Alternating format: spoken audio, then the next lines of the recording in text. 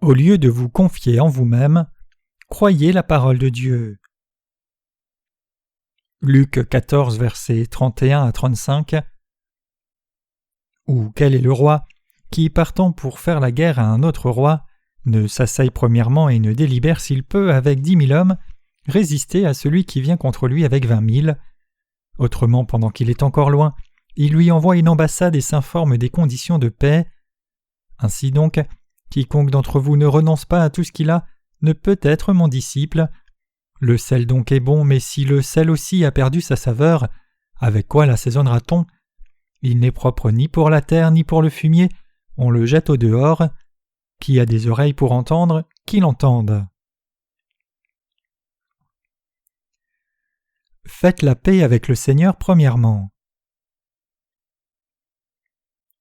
La parole du Seigneur aujourd'hui est une métaphore dans laquelle le roi d'une certaine nation réfléchit à savoir si la nation pourrait s'opposer et envahir une armée de 20 000 hommes avec seulement 10 000 hommes de guerre. Le Seigneur nous dit que si le roi trouve que c'est impossible de gagner, il devrait essayer de faire la paix aussi rapidement que possible. Pendant que l'ennemi est encore loin, le roi devrait faire la paix de peur que son royaume ne soit ruiné. En utilisant une telle métaphore, le Seigneur dit « Ainsi donc, quiconque d'entre vous ne renonce pas à tout ce qu'il a ne peut être mon disciple. » À travers la métaphore, le Seigneur nous dit ce que nous devons faire pour devenir ses disciples. Par moments, quand une personne essaye de faire un travail, il y a des situations où le travail ne se déroule pas bien et rend la personne fatiguée, comme si elle était retenue et prise dans un piège. Cela arrive parce que la personne essaye de faire le travail avec sa propre force au lieu de demander au Seigneur. Donc il est plus important pour les gens de se vider eux-mêmes entièrement que d'avoir une conviction ferme en faisant une certaine œuvre. Plutôt que d'avoir le cœur qui dit « Je peux tout faire moi-même », les gens doivent se vider d'eux-mêmes et mener une vie de foi en s'appuyant sur Dieu. Quand je travaille, je fais toujours le travail en étant immergé dedans, mais le travail ne se passe pas toujours en douceur, donc je suis très fatigué. Quand un travail ne se passe pas bien, mon cœur est dépassé, et jusqu'à ce que ce travail ne soit résolu correctement, des pensées au sujet de ce travail ne quittent pas ma tête.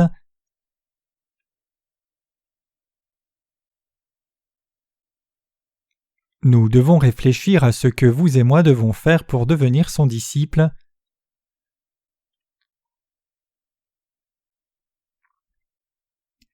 Nous devons rapidement réaliser « Je ne peux rien faire » et mettre de côté la pensée que je peux tout faire. Aussi, plutôt que d'avoir la pensée « Je vais faire ceci et cela », vous devez vous vider de vous-même, vous attendre à ce que le Seigneur le fasse et avoir le cœur qui croit dans ce que le Seigneur va faire. C'est plus important. Nous devons devenir les saints dont le cœur a été purifié. Une fois que vous planifiez de faire un travail par votre propre volonté, vous fixerez votre cœur pour faire ce travail et le ferez. Jusqu'à ce que le travail soit terminé, vous ne serez pas en mesure de penser à autre chose. Mais une vraie vie de foi n'est pas comme cela. Vider nos cœurs et les confier au Seigneur est plus important que nous déterminer à faire quelque chose d'une certaine façon par nous-mêmes. Il y a une limite dans le fait de faire le travail seulement par notre propre force. Bien que vous puissiez aspirer à mener diligemment la vie de foi, cela n'ira pas aussi bien que vous ne l'avez pensé. Cela signifie qu'il y a une limite. Nos pensées, résolutions et capacités vont certainement atteindre leurs limites, et les choses ne se passeront pas comme nous l'avions attendu et planifié. Ne serait-ce pas bon si tout se passait aussi bien que nous l'attendions ? Cependant, nous avons toujours des manques. Nous, en tant qu'individus, ne sommes pas parfaits. Plutôt, nous avons toujours des manques. Donc si nous voulons authentiquement suivre le Seigneur, nous devons d'abord nous vider de nous-mêmes. Nous devons réaliser que c'est seulement quand nous nous vidons entièrement de nous-mêmes que nous serons capables de suivre le Seigneur et devenir ses disciples. Quand nous nous vidons nous-mêmes, nous pouvons faire des prières qui disent « Seigneur, veuille faire ceci et cela pour moi ». Nous pouvons fixer notre foi pour croire au Seigneur qui prend vraiment soin de tout mon travail. La vraie foi en ce que le Seigneur fera tout pour nous grandira dans nos cœurs. Il peut sembler que nous puissions accomplir des choses par notre propre force si nous essayons, mais cela n'ira pas bien. Chers croyants, une vie de foi correcte et devenir disciple du Seigneur, c'est précisément comme cela. Si nos capacités se mesurent à 10 000, ce que le Seigneur veut, c'est 20 000. Alors ce que nous devons faire, c'est rejeter toutes nos capacités et pensées. Pouvons-nous atteindre la puissance du Seigneur ? Nous ne pourrions pas atteindre la puissance du Seigneur. Nous ne pouvons pas suivre le Seigneur avec nos capacités individuelles. Alors comment pouvons-nous suivre le Seigneur ? C'est en nous vidant complètement de nous-mêmes. Mon Seigneur, je ne peux rien faire. Je crois que tu m'as sauvé et que tu es le Dieu qui me conduira. C'est en croyant dans notre Seigneur Jésus qui a le pouvoir de 20 000. Devenir un disciple du Seigneur, c'est croire et suivre le Seigneur omnipotent. C'est en d'autres termes nous vider complètement de nous-mêmes et croire au Seigneur avec ce genre de cœur. Nous devons nous vider de nous-mêmes, tout confier au Seigneur, prier et espérer. Quand nous croyons au Seigneur en nous vidant complètement de nous-mêmes, nous serons capables de devenir de vrais disciples du Seigneur, faire les mêmes choses que le Seigneur a faites et le suivre. Quand nous vidons nos cœurs, nous devenons disciples du Seigneur. Si nous ne vidons pas de nous-mêmes, nous ne pouvons pas devenir ses disciples. Nous devons croire que le Seigneur fera notre travail pour nous seulement quand nous le suivons. Nous pouvons suivre le Seigneur parce que nous croyons que le Seigneur nous a sauvés et qu'il continuera de nous protéger et nous aider. Nous sommes capables de devenir disciples du Seigneur. Sans la foi qui croit et suit le Seigneur, si nous devions croire et suivre seulement notre volonté, nous ferions face à la limite de nos forces et donc les résolutions deviendraient impossibles. Le Seigneur nous dit à travers le passage des Écritures aujourd'hui « Quiconque d'entre vous ne renonce pas à tout ce qu'il a ne peut être mon disciple ». Ici, renoncer à tout ce qu'on a ne signifie pas seulement rejeter toutes les possessions. Il est facile de rejeter des possessions. En comparaison au fait de vider son cœur, rejeter les propriétés et choses et propriétés que l'on possède est plutôt facile. C'est vraiment simple. Il est plutôt impératif de vider son cœur, se confier complètement au Seigneur en disant « Veuille faire ceci et cela pour moi, Seigneur » et croire en lui, en mettant de côté sa propre volonté qui dit « Je vais faire ceci et cela sans faute ». Alors nous, disciples du Seigneur, devons croire que le Seigneur travaille pour nous et le suivre par la foi. Nous devons agir conformément à notre foi. C'est seulement quand nous pouvons faire cela que nous pouvons aussi devenir de vrais disciples du Seigneur. Quand nous nous vidons de nous-mêmes, nous pouvons devenir disciples du Seigneur.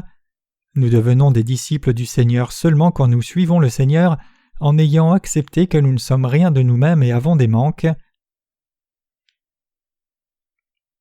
Quand nous regardons notre livre de Cantiques, il y a un chant qui dit « Ce corps indigne fait des erreurs sans le Seigneur.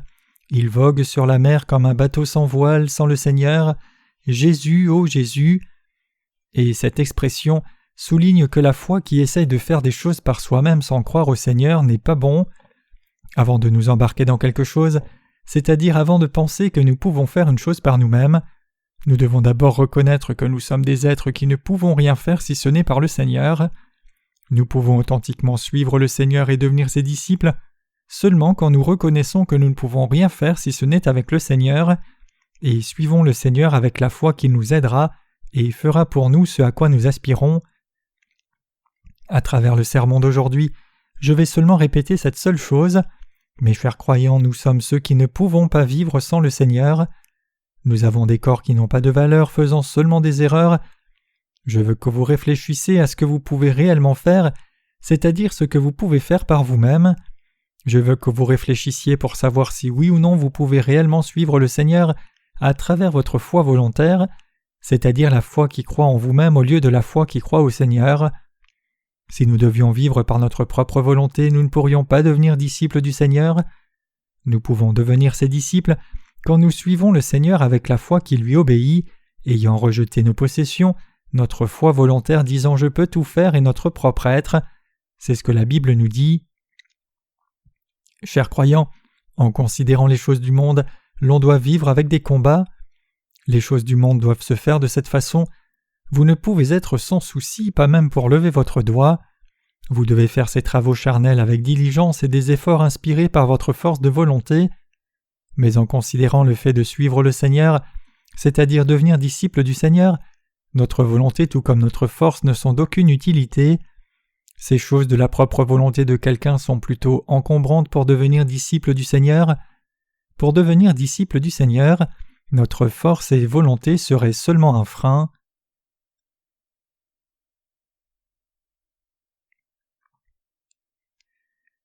Pour devenir un disciple du Seigneur et suivre le Seigneur jusqu'à la fin, nous devons authentiquement croire dans la justice du Seigneur.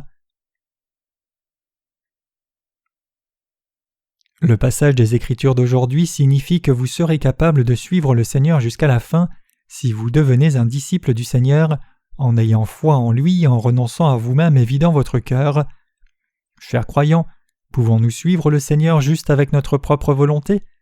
Êtes-vous convaincus que vous ne renierez jamais le Seigneur, ne serez jamais déçus, ne trahirez jamais le Seigneur et ne quitterez jamais l'Église pour toujours? Aussi, pensez-vous que vous serez capable de continuer de vivre en ne laissant jamais le camp de Dieu, ne quittant jamais les frères et sœurs, et ne quittant jamais les serviteurs de Dieu pour toute l'éternité? Quand l'apôtre Pierre était en communion avec Jésus, Jésus a dit aux disciples « Vous m'abandonnerez tous et aussi tu vas me trahir ?» Alors même si Pierre a dit « Je ne sais pas ce que feront les autres disciples, mais je ne te trahirai pas, Seigneur, je ne te trahirai pas jusqu'au jour de ma mort », il a renié le Seigneur 3 fois avant la fin du jour suivant. C'est précisément là notre propre volonté humaine. Suivre le Seigneur avec notre propre volonté, c'est précisément une foi erronée. Essayer de suivre le Seigneur juste avec sa propre foi et ses capacités est mal. Nos capacités ont une limite. Je dis que nos capacités sont celles de 10 000 soldats, c'est-à-dire que notre volonté, notre propre foi et capacités sont insuffisantes pour suivre la volonté du Seigneur. Nous ne pouvons être comblés juste avec notre volonté qui dit « Je suivrai le Seigneur jusqu'à la fin ». Alors que pouvons-nous faire? La Bible nous dit « Vous devez vous soumettre ». Quand l'ennemi est encore loin, vous devez faire la paix. Vous devez vous confier en l'ennemi en abandonnant tout ce que vous avez et faisant la paix avec lui. C'est alors seulement que nous pouvons survivre sans perdre cette guerre ni subir la mort. Ainsi, si vous voulez devenir un vrai disciple du Seigneur, la foi qui croit que le Seigneur nous a sauvés et qu'il nous protégera et nous donnera les bénédictions est plus importante que la foi qui est construite juste avec notre propre volonté. Nous devons réaliser rapidement que nos propres capacités n'ont pas de pouvoir et que ce n'est rien. Les êtres humains ne sont rien sans le Seigneur. Notre propre volonté et sagesse ne sont rien. Notre propre foi volontaire en elle-même est indigne aussi. Seul le Seigneur est le plus grand être. Nous humains sommes de simples créatures. Nous ne sommes rien. Alors que nous suivons le Seigneur, si nous suivions avec notre propre foi volontaire, nous échouerions certainement. Cependant, cette foi qui nous permet de devenir disciples du Seigneur et de suivre le Seigneur, c'est la foi qui fait confiance au Seigneur, la foi qui croit au Seigneur et la foi qui permet de dire en ayant vidé son cœur de sa propre volonté « J'ai des manques, même si je ne peux rien faire, j'ai foi que le Seigneur qui m'a sauvé me bénira et me guidera. » Chers croyants, c'est ce qu'il dit à travers le passage des Écritures d'aujourd'hui. Croyez-vous cela? Les gens continuent de tout faire et même s'ils disent « Je ne peux rien faire », même s'ils disent souvent « Je peux tout faire », ils disent aussi fréquemment « Je ne peux rien faire du tout ». Cela montre que nous avons nous-mêmes de grands manques. Cela montre que pour que vous et moi devenions parfaits, nous avons effectivement besoin de cette foi, la foi qui croit aux œuvres qui ont été accomplies par le Seigneur et celles qu'il va accomplir. Si vous croyez au Seigneur comme cela, vous pouvez devenir son disciple et le suivre jusqu'à la fin. Vous pouvez suivre le Seigneur jusqu'à la fin et vous pouvez recevoir et jouir de tous les soins et bénédictions que le Seigneur vous donne. Mais si vous vous confiez davantage en vous-même en comparaison à votre foi au Seigneur, vous tomberez à la fin. Vous et moi ne devons pas suivre notre propre volonté et foi alors que nous menons une vie de foi. Plutôt que d'avoir des pensées diaboliques et de l'arrogance comme « je peux le faire », je veux que vous possédiez cette foi qui croit au Seigneur, la foi que le Seigneur vous a sauvé, qu'il vous protégera, qu'il vous guidera toujours dans les verts pâturages, et auprès de l'eau où vous pouvez vous reposer, et qu'il peut tout faire pour vous même si vous ne pouvez pas le faire.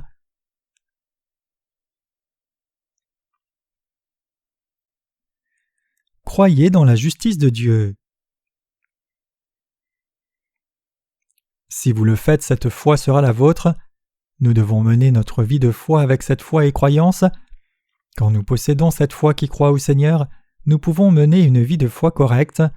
Nous pouvons aussi recevoir les bénédictions. Plus que toute autre chose, nous devons rapidement réaliser le fait que nous ne sommes rien. Vous devez réaliser cela rapidement.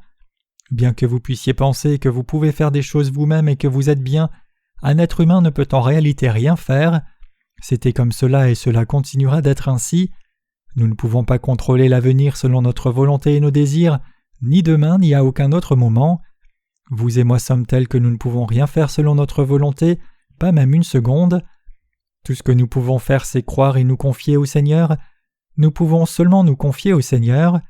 Il n'y a rien que nous puissions faire par notre propre volonté. Nous devons réaliser cela rapidement. Chers croyants, croyez-vous au fait que rien n'a d'importance en dehors de notre foi qui croit au Seigneur ? La foi qui croit au Seigneur nous a permis de recevoir la rémission des péchés. La foi qui croit au Seigneur nous rend heureux et prend soin de nous. De plus, croyez-vous au fait que nous continuerons de vivre par la foi qui croit au Seigneur ? Chers croyants, je veux que vous ayez cette foi. Je veux que vous croyiez en ce fait fermement.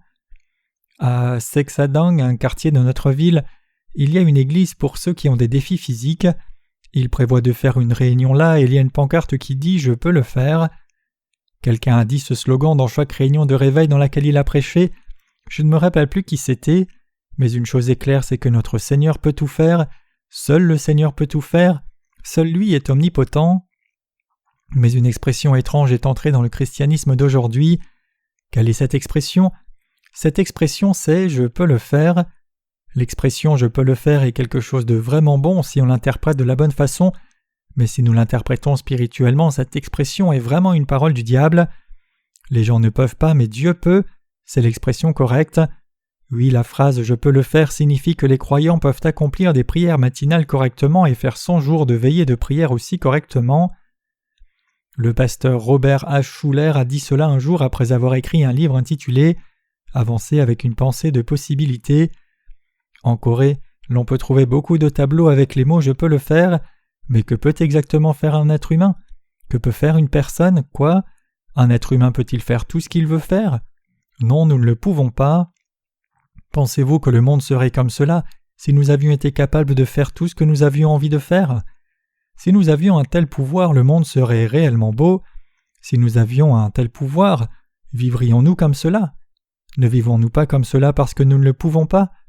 Puisque nous ne le pouvons pas, c'est seulement quand nous croyons et suivons le Seigneur que nous avons la garantie de la beauté et des bénédictions.